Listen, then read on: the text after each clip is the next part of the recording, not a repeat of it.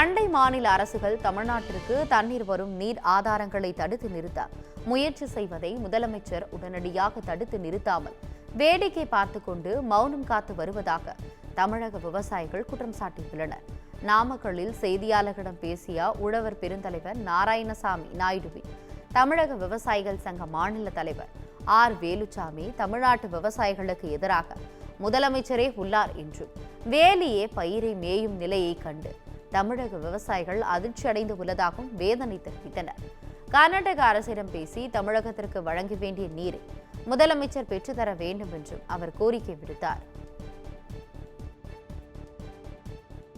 தமிழகத்தை பொறுத்த அளவிற்கு 3 பக்கமும் மிகப்பெரிய பாதிப்பு. 3 பக்கமும் விவசாயிகளுக்கு பயிர் செய்வதற்கு உண்டான தண்ணீரை வழிமறித்து அண்டை மாவட்டத்திலும் அண்டை மாநிலத்தில் உள்ள முதலமைச்சர்கள்லாம் நீர்ப்பாசனத்திற்காக குடிநீருக்கு என்று பொய்யான தகவலை சொல்லி தமிழ்நாட்டின் உரிமையை பறிக்கிறார்கள். இதனை வன்மையாக உழவர் பெருந்தலைவர் நாராயணசாமி நாயுடுவின் தமிழக விவசாய சங்கம் கண்டிக்கிறது. ஆகவே தமிழ்நாடு முதலமைச்சர் அவர்கள் உடனடியாக தமிழ்நாட்டினுடைய விவசாயிகளின் நலன் கருதி உடனடியாக கேரளா, கர்நாடகா, ஆந்திரா 3 அணை கட்டுவதற்கு தடுத்து நிறுத்தி வழக்கு தொடர்ந்து உடனடியாக நடவடிக்கை மேற்கொள்ள வேண்டும்.